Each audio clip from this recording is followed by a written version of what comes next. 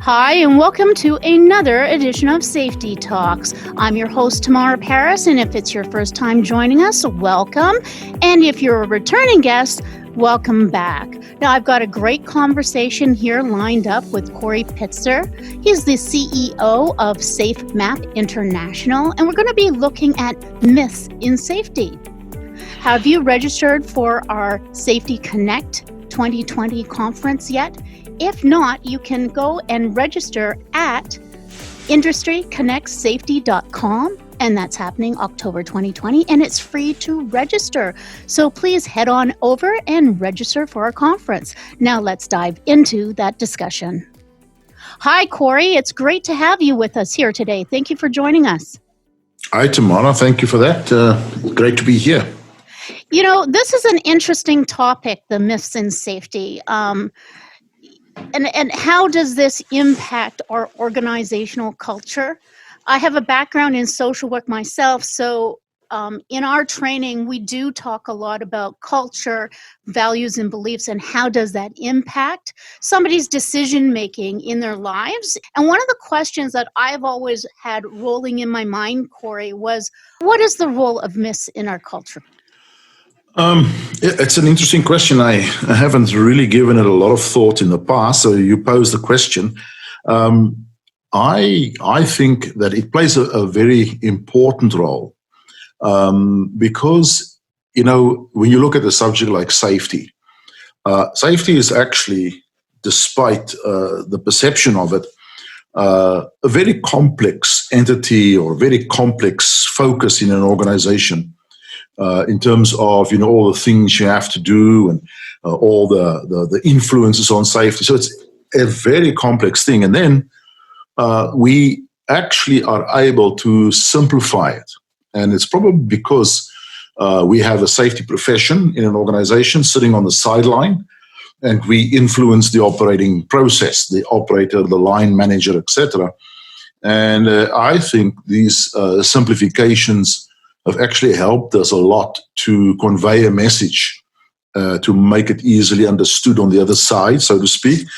And that's become the problem, I think, in the long run, because we started ending up with oversimplifications and things that is not related to safety in some ways or another. And now, myths or belief systems, those are usually things that we learn along our pathway of life through different experiences, right?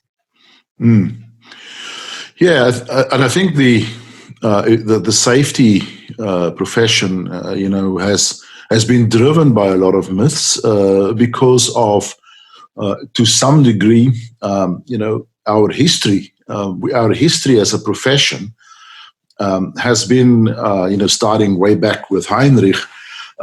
You know, we had these truths that came out. You know, I think a lot of the problem is that, if it's a problem, is that we're actually dealing with a complex social entity in a business, safety and culture and so on. But the audience are line engineers, you know, mechanical, civil, and so on. And these people are thinking in linear terms. They're thinking A causes B causes C. And, you know, that's how they actually design the production process. And it makes sense. So what we then have to do is to somehow line up with that kind of thinking. And I think that's very much a process that developed the beliefs that we started believing ourselves in some regards. And so one of the beliefs that you and I were talking about is fatal accidents occur in cycles. Like, is this truly a belief in safety in general? I don't think it's a belief in safety in general, but it's probably, I mean, something I saw the other day was a report that was investigating fatal accidents in a mining state in Australia, Queensland. And over the years, there were 47 fatal accidents. And the analyst, and it came out as the Brady report, actually claimed that there were cycles, and that, you know, we should understand these cycles, and knowing these cycles will make us think, oh, well, we can actually understand what comes next. And there's a deep flaw in that thinking, in the sense that, fatal accidents are extremely rare events. When you talk about data in an organization, how many millions and billions and trillions of decisions are being made by an organization of, say, 2,000 people on the site over a month.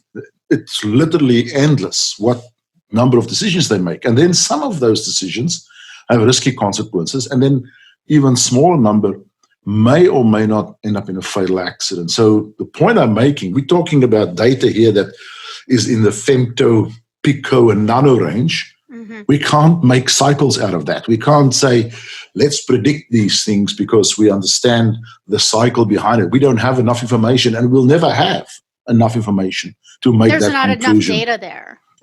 There'll never be enough data. Now, here's something, though. If you were to look at leading indicators, right? So you're monitoring along and you're able to identify leading indicators to cut off a potential fatal accident or incident occurring. Could you maybe find some cycles in that?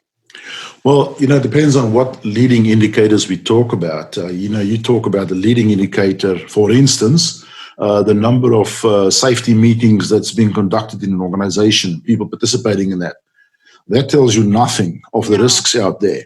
No, I would be looking at, remember that I'm in retail, grocery retail, right? So when I use examples, that's where I always go to. So for example, if I'm seeing, I always put it over to the departments to do their own safety reviews and audits and then give it back and have a discussion. So say I'm seeing consistently that the freezer is not being de-iced. Mm-hmm. That to me is a leading indicator that something potentially could happen. Yeah, that kind of situation is what I call fatal risk exposures. I mean, there are certain things in an organization that's going to kill you, and there are certain things in an organization that are never going to kill you. Risks, I mean. And so if you look at those kind of risks in an organization, those fatal risk exposures, and you look at them, and even in those areas, you are not going to find a pattern. You're not going to find enough information there to say this is predictive of an outcome.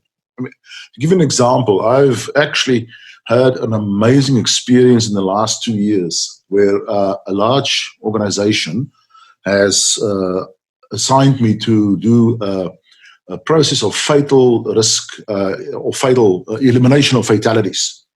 And so we would go into the various sites, and this organization has got 40-odd sites around the world and probably close to 100,000 people. So it's a massive organization. So we go onto site and start talking to people at the front end and start looking for fatal risks in the organization. And the more you look, the more you see. It's quite amazing how you can eventually uncover so many fatal risk exposures. And we literally found multiples of them on the site. And yet, that site would be operating fatal free for 40, 50 years. But the fatal risk exposures are there. So this goes to on-the-job safety accountability is owned by the front line. Yeah. That kind of works into that, right? It kind of works into that. But there's a little bit of a problem in the statement for me. And the statement is because safety really happens not in the safety profession, in the safety function, in the safety system even. Safety happens in the operating process. And the operating process, that's where people actually work. But for me, the problem is ownership of safety. Who owns safety? And the moment you say someone owns safety, you're taking it out of the operating process. Safety is built into the way we actually drive for risks and identify risks in organization. It's inside the operating process. Right. And so my concern is that when we start talking about this is the responsibility and this is the accountability, we are removing safety from that fundamental process. So am I would I be wrong to say that safety is a thread that goes through every single piece of the organization? That is a very, very important point. That and it happens. Organizations are looking at safety at the design point of it, and so safety is really built into the engineering principles that is going into the construction of it, and so on. But to actually conduct in-depth risk reviews in the designs, in the plans on the table, that's something that is not readily happening. But why is that not readily? Like, I go to school and I'm taught in my occupational health and safety program that this is part of what we're supposed to be doing, right? Engineering it in, designing it in. And so, for example, when we're doing a deli and the safety department isn't even in there to identify what the risks are in the design for the workers, aren't we kind of falling down on the job? Well, we are, but what we're accepting is that the engineering person, the engineer, because of their discipline and their structural knowledge, they will construct something that is safe, stable, etc. But what we don't do is to put people in those environments. And you can actually, these days, you can get, some organizations are doing this with virtual realities. You walk through a plant that's being constructed and they actually look at how will people operate in this environment. Now, that's an advanced level that I'm not sure that happens on an ordinary construction project on a site. Just building a construction here and building an office extension there. You don't have that kind of focus, and I've seen this on office design. Simple thing as office design, that the evacuation out of that office is impeded by the design, and it's because that thinking hasn't been put into it. On a day-to-day basis, every single day, we are planning the next day's work, the next week's work, the next month's work. That is also where we should start creating safety or risk control, risk optimization every single day in the planning processes of that operation. That is, I think, the way that people who incorporate safety into their operations do think, right? And I guess one of my struggles that I wanted to bring in here is that there is a belief that people are the most important element in the success of safety. Is that not a belief? Yeah, that is a belief. It's probably generally a very true belief. We actually emphasize very strongly that humans are the strongest link in the safety chain. And it's a bit of a tagline that we use. And the reason we say that is that humans are probably the best at dynamically identifying risk on the job, seeing things, responding to it, far more than what any computer or machine can do. We're actually extremely able. But there's, in that whole idea of humans in a workplace, there's been traditionally a focus on humans are failing, humans make mistakes, humans are the weakest link in the safety chain.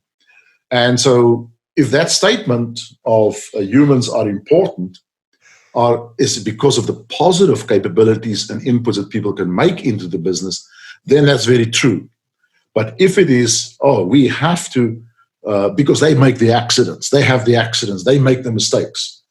That is a fallacy that still believes. Or is it the outcome that we're seeing is the accident? Exactly. We are actually responding to so many systemic issues in the operator at the front end, the culture in the organization, the systems around, the procedures, the influences of teams on each other. So an accident is a symptom, but unfortunately, that accident is almost always has got a human operator at the busy end of it. Because that's where they work. They work at the front end of the business. So they're going to have the accidents.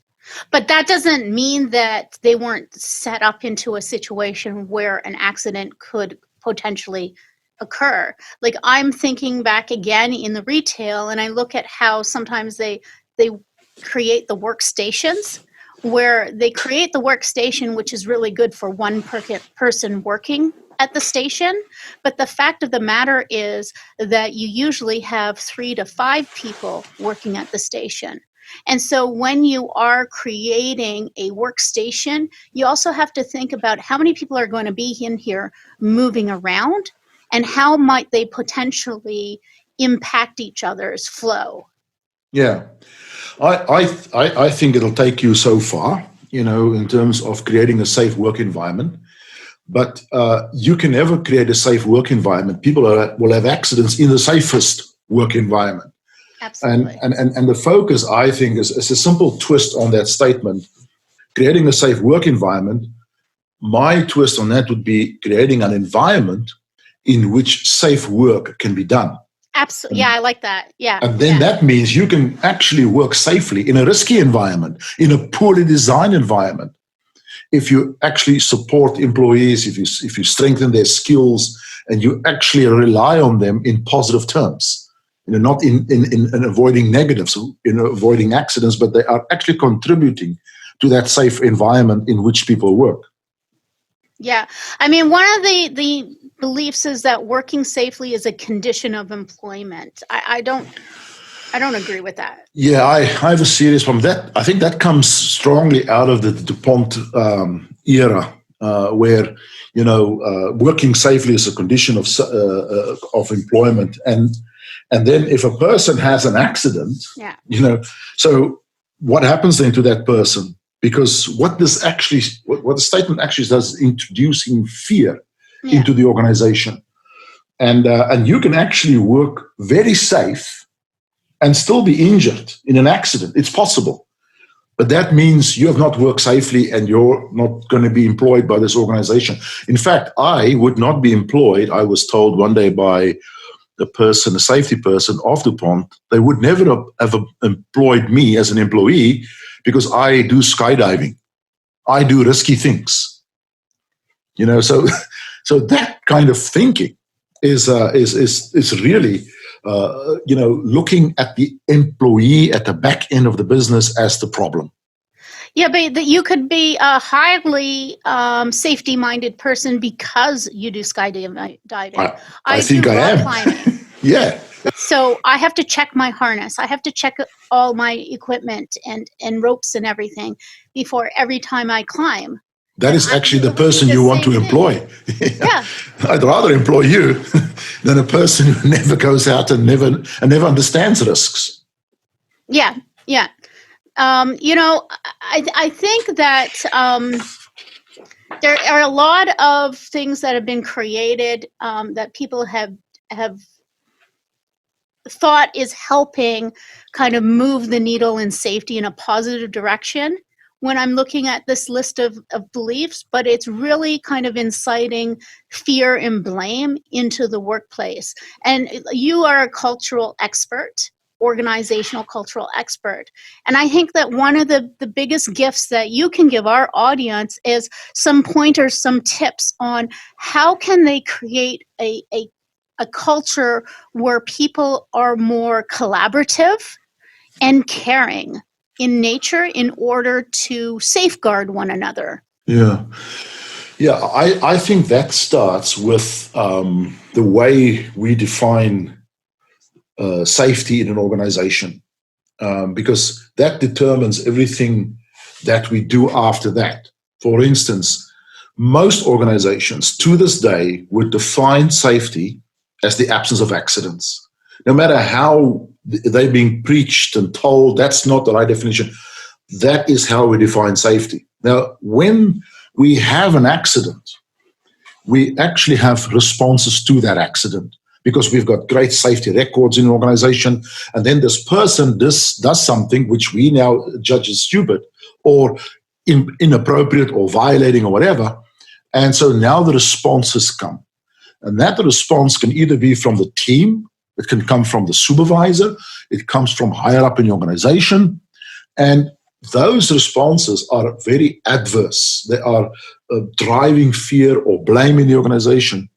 And so in order to take fear out of the organization, and remember this was Deming's, one of his key principles, drive fear out of the organization. There are many sources of these fears in safety terms. And the way we define safety and the way we respond to incidents is going to either drive fear or it's going to embrace people. And if a team, for instance, if something goes wrong in a team and that team embraces that person and with the attitude of, we as a team have failed this person, that's a completely different way of thinking about it. And then when you actually start driving into the positive side of safety, not the absence of accidents, but the capabilities of responding to risk, then you change the narrative. And it's when you change that narrative, that's when you start to drive a more capable team and a more capable organization. Yeah, it occurs to me talking with you that one thing that we really need to, as safety professionals, do more of is encouraging people to just speak up candidly when they are seeing concerns in the workplace that could potentially make it a hazardous environment. We need to move the discussion, I think, Corey, before accidents and incidents, and stop focusing on so much on those numbers, and I think shift it forward to more conversations about what are people identifying as going well as could be improved. What are your thoughts on that? Yeah, if you have a think a little bit about the various types of culture that James Reason identified, and you're talking about a reporting culture, willingness to report, and that's something we talk a lot about and find a lot in our analysis of organizations. What makes the culture a reporting culture is it a fair and just culture? Would people feel comfortable to report? And if they have mistakes, how are they supported? But before that, you have to have a trusting culture. That means you'd have to have levels of trust, high levels of trust between supervisors and operators, supervisors and managers. So you have to build that in the organization. And then behind that is, for me, the foundation of all safety is, why do we want to be safe? And organizations who've answered that question effectively, and I'll explain effectively, are the organizations that are sending the right message out to their people. And for me, an effective definition of why do we want safety is because we care about people. And that message doesn't always come through to the operator at the front end. We care about safety because we have to meet certain targets. Corporate wants these numbers to be in the right direction. The graphs don't go well. Or the client for whom we are building something is going to be hard on us if there's a safety problem. Those are all good business reasons for safety. But that's not what I want to. And the thing is, I worked at the front end of organization. I worked underground, 2,000 meters underground, and I understand what it is that people at the front end really want. They do not want to hear safety is a good thing for the business. Well, business decisions doesn't drive culture. Our values and beliefs that we bring individually and join collectively, is that not what creates culture? It is, and organizations are realizing that. But then you get all these lovely charts and lovely brochures and lovely videos we're making about values and how we are, supporting this value and that value, safety first, and all these kind of slogans that come into play. And in the end, that's not where I will believe the value statement from.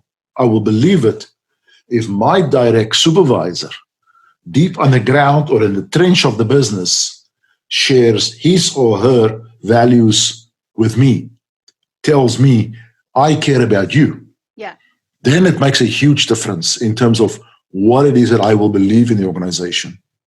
And I this is bringing in my social work background again, is that we always looked at group dynamics and cultivating and nurturing what do we want our group to be valuing. And so what are your thoughts about group dynamics and safety? I think that, well, let me take one step back. I also have a military background. And you think that, this is an organization that makes war. And safety is not going to be one of their considerations. They're not creating safety. But actually, the military organization has been absolutely leading in the understanding of what group dynamics mean in a high-risk environment. Mm-hmm. If you know, and this to me is one of the most beautiful concepts in the American military, we leave no one behind ever. Mm-hmm. As a soldier, that is extremely comforting. That's extremely binding and positive for you. Now, take this as a background, and I grew up in Africa. And Africa is an incredibly beautiful culture all over Africa. And in Southern Africa, there is a belief, a concept that is called Ubuntu. And Ubuntu is not something that you can really teach people. It's something you have to live. And I grew up in that Black culture and understanding what that words mean. And that words, if it's translated, means I live through you, you live through me. And I have a very dear Black friend, Eric Rachikopa, who really made me understand the value of that. That's group dynamics. We take care of each other. And if there's actually a video on YouTube of Nelson Mandela, where if you type in Nelson Mandela Ubuntu in YouTube, you'll hear him explaining that it's a deep, deep sense of caring for each other. And that is so important in the high-risk work environment, because that's where it's absolutely needed. And I think that's needed in all workplaces, Corey. Very true, very true. But in the high-risk environment, it's almost, you depend on it. Absolutely. No, absolutely. Like I'm thinking back in my retail experiences, and return to work is often something that we don't discuss a lot in safety, and it's very critical when that employee who was injured comes back to work. And how are they then accepted by the group afterwards? And it's very stressful and can be very emotionally eroding for that individual, because sometimes the group will dismiss them because they believe that either they're responsible for having the accident, or that they aren't really as hurt as they make out to be. And when you have great group culture and Tabuku, did I say that right? Ubuntu, sorry. And you have great Ubuntu, then what you see is that the group takes that person back in and makes sure that they're okay. They don't blame that person for getting hurt. They want to help that person. And in the retail, the grocery industry is very interesting in the store, because you've got so many different departments, and so they each have very different group cultures. And it was really interesting to see those groups that cared about one another, and if something happened, how they would, even outside of work, go to that person's home or whatever, bring them something and make sure that they're okay. And it was like the whole group doing it, as opposed to other groups that didn't have this element. Yeah. And so my question to you is, why is this happening even in one workplace? How can we have such separate group dynamics? Yeah, when you look at an organization, and we do a lot of organizational analysis, and we find a lot of this in organizations structured by function or structured by a matrix, or structured by a focus area. And so inside those groups, you actually start to develop subcultures, or inside the organization, you start to develop these subgroups, subcultures. And in one way, that is a good thing. But on the other way, it could be quite destructive if some of those groups are, tending towards what you just described. But if you can actually allow the organization to be flexible, so that they actually understand very clearly the overall ethos of the organization. And that overall ethos, that overall value set that we message to people, that should drive the subcultures. But those subcultures needs to be then functioning within that context. And I think there's some real value in making sure that there's cohesion in the organization, that there's transformation. That was also another one of Deming's, and I do like to often refer to Deming in terms of quality management, where he said that the focus should be to drive constancy in the organization. People should have a clear idea of the vision of this organization, not necessarily the goals, because that's what we tend to do, but what is the vision? What's the why in this organization? And if everybody understands that or feels that, you get people starting to drive group dynamics within that context. And that is a good thing. Now we're almost up for our time. It's been an amazing conversation, but I wanted to go back to your list of beliefs around safety in general and ask, was there any particular point of one of those that you wanted to talk about? I think the one, and this is a common thing, and it almost defines very much how we are in safety. And that is to drive safety at the back end of the business. And we started our discussion with that, where safety is seen as the add-in of defenses, or the adding in of capabilities even. But that does not define safety. Safety is deep inside that operational process. And I think that, coming back to Deming, when you said that don't make adjustments at the end of the production process. And to me, the people who are driving safety in the organization is going to be driving the wrong things if we do it from the sideline.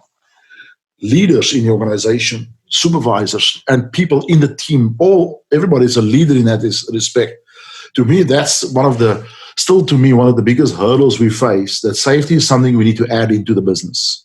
Like, a simple thing like we have to start the meeting with a safety share and have a discussion about safety. Immediately, you are taking safety out of the mainstream discussion. You do it at the beginning and don't talk about it afterwards. That's the kind of constancy of purpose that we're missing. And really, safety should be kind of integrated into all discussions. I mean, I remember the best thing that I loved to watch was when I saw employees going up to we have an Ontario occupational health and safety legislation we call the Green Book. And during training, I would bring out the Green Book and I would be referencing it as a reference tool, which would get the employees interested in, like, what is that book you have? And so we actually hung one in two areas of the store for the employees. And it was incredible how they would actually go and reference this book themselves to have during conversations. And I wonder, like, is this something that a lot of people are doing? Like, my experience of organizations they are extremely serious about safety. And people often say companies don't care about safety, or their commitment is not there. I haven't come across an organization that is not deeply committed to safety, and it's just the way we go about it. And this is why all these myths are so destructive because it leads us on different pathways. It leads us on the wrong path in some respects. That some of these myths can actually be quite serious in terms of its potential impact on effectiveness in the organization. And to me, it's a matter of what is the role of the safety profession? Are we still going to be the same kind of organization in the next 20 years? Or are we going to, and I believe we should disappear, like the quality department, the quality manager have disappeared off the scene because it's been integrated into the business operations. And that, I think, is where the future of safety is going to have to go to be so integrated that safety has become invisible. It's a given. That's what we do. We don't even talk about it anymore. Absolutely. Absolutely. I mean, I'm looking at these beliefs, and a lot of them, they focus on fatal accidents, right? And learning from reporting, learning from incidents. And I have to venture out and think that if we create an environment where we can step back and we have the employees and the management doing these discussions, these proactive discussions, and speaking candidly and feeling comfortable to have those conversations, then we could be doing more robust programs, couldn't we? Yeah. And in a sense, to me, a big dividing line is I don't want to learn from incidents. I don't want to learn from near-miss reporting. All of those are too late. The proactive thinking about fatal risk exposures is a whole different way of thinking. And that's where the discussions, the robust discussions, should be going towards. There's a difference, and I call them a far miss as against a near miss. A far miss, if you take the chance of something happening out of the equation, just look at possibility. You'd be amazed what is opened up in front of your eyes if you think about the far miss concept. And that is a robust discussion about exposure, which is not driven by things that have already happened in our organization. And then that's something you can actually get everybody involved in. Very much so, yeah. That far risk exposure discussions. Yeah, we have a training program that we actually give to front-end employees. And they are engaged through this training process into looking at far miss exposures in their organization. We train them in what we call the 6 why of risk engagement. And then after they've gone through the training, they go out into workplaces and they actually start. Can you share what the 6 why is for our listeners? It's not an academic concept. It's a way in which we define how we engage with risk. And the 6 whys, the first why is risks are overlooked. We simply don't see the risk because of a variety of reasons. The second one is we underestimate risks. And it's the way where we underestimate probability. And we miss the risk in that sense. The third risk is rewarded. Risk-taking is rewarded for a multiple of reasons again.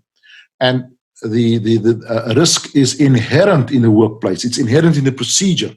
It's inherent in the way that we do it. Or a risk is balanced, and this is where we're balancing work pressures against safety requirements. We choose the focus on taking the shortcut in order to get the job done, and we rationalize it afterwards for ourselves. And then the risks are being tolerated. Risks become so commonplace in that environment. I have never seen an accident with us. I don't experience an accident with us. And the risk becomes ignored to the point where sometimes it could be even overlooked. But those 6 definitions actually is very practical definitions for people. And when we train them in that, understanding that, and then they go out and they actually engage with people and look at the circumstances and say, okay, what risks can be overlooked here? What risks are we underestimating here? And then go through the 6 whys. And it's amazing how that simple engagement tool uncovers these risk exposures. And that's the process we used in this organization into looking at elimination of fatal risks. It is so powerful to understand risk in this engagement, how we engage with it. then you actually start seeing things that you kind of think you would not see before, but now you see them. And so would you then, using this methodology, would you incorporate these conversations into everyday kind of work engagement? So if you're having a staff meeting or you're having some touch point sessions during the day, is that how? Yeah, we actually a little bit more. Yeah, we actually, for instance, one of the things that we install for an organization is we call it the Safe Sentry tool. And the Safe Sentry mechanism or tools or system is very simple. In each team, one person in a day is a safe sentry for the day. And that person uses a half an hour in the morning, half an hour in the afternoon to go around and just talk to people in their work environment. And they engage with that person, and they actually use this tool to have a discussion about risk at that moment in time in this situation. What risk are we overlooking, underestimating, etc.? And the person goes and talks to another person in a half an hour, comes back in the afternoon, does the same thing, and in the afternoon then have a discussion with the supervisor about things that have been observed and reported in this way. The next day, someone else is a safe sentry for the day. And again, go through this engagement process. Very, very simple to do, but it so much drives towards risk transparency, openness, willingness to talk about risk and looking at the far misses around us instead of the things that already happened, and we try to eliminate hazards. And so you're actually leveraging your social system in the workplace. Precisely. Interesting. I've never heard of that before. I'd like to dig into that a little bit more another time. Well, we are at the end of our time right now, but I did want to ask you if you had any last thoughts that you'd like to share out to our audience. I'd like to come back to our little discussion about the why of safety, and I really like the work of Simon Sinek. He's not in the safety field, but just the question of why we do things and the answering of that, whether it's in a team, whether it's in an organization as a whole, we really have to start with that and understand that as a first principle before we start making this system work or that system work. Because the way we define things, the way we define safety, and we like to define safety as the readiness to respond to risk. If you think about it in those terms, not the absence of accidents or how many systems we have in place, etc. It is just the fundamental readiness to respond to risk. That creates a whole new direction of thinking, of actions, of proaction in the organization, a different kind of system eventually to enable the organization to look forward rather than to drive things on the basis of what we've achieved or failed to achieve in the past. He's very interesting. I find his TED Talk was really interesting. Can you kind of share with people a little bit more about how they could implement into their management or leadership style in safety? Defining the why of safety is really coming out of our understanding as an organization of our, and to come back, a lot of these myths are actually killing the why in safety. It is giving us these ready-made slogans to work with, and it sounds good. And for instance, a term like safety first, or a term like zero accident, zero harm. You could almost say to an organization, or if you say to an organization, what is the why in your business? Why do you want to be safe? They answer, to achieve zero harm. And they haven't thought that through. Because, for instance, the concept of zero harm in its full consequences, it is a gross impossibility. It is fine as a vision, as, we don't want to harm anybody, and that's great, but you can't actually achieve that. So you're always painting yourself in a corner. So that is not understanding the why of why you want to be safe, because you haven't thought through it. If you'd really thought through it, You're not going to make a statement such as that is going to compromise you in every which way, because every day that you have an accident, you haven't achieved zero harm. And so you're always on a negative. So what is the positive construct out of safety? What is the positive vision that you want to achieve? And I go back to my very first experience as a operator. I was a human resource manager going to this mine, and the mine manager told me to go work underground and to understand what people are doing. And I had to spend quite a bit of time working underground. But I heard him say this: the most important to come out of my mine is the miner. And when he said that captured for me why he wants safety in the organization, why he's so obsessed with safety, because we are the most important to come out of the mine. So that definition of why is a very constructive, very positive one. And I think organizations can think more in depth about the way we define what it is that we want to achieve in the organization. And that is only if we understand why we want this. Absolutely. No, you nailed it. Thank you. Think a little bit deeper on your why. Well, thank you, Corey, so much for joining us today. I really appreciate you taking the time to chat with us. Thank you. Thank you, Tamara. It was really enjoyable.